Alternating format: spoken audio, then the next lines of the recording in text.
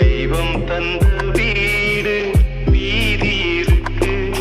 இந்த ஊர் என்ன சொந்த வீடென்ன ஞான பெண்ணே, வாழ்வின் பொருள் என்ன, நீ வந்த கதை என்ன?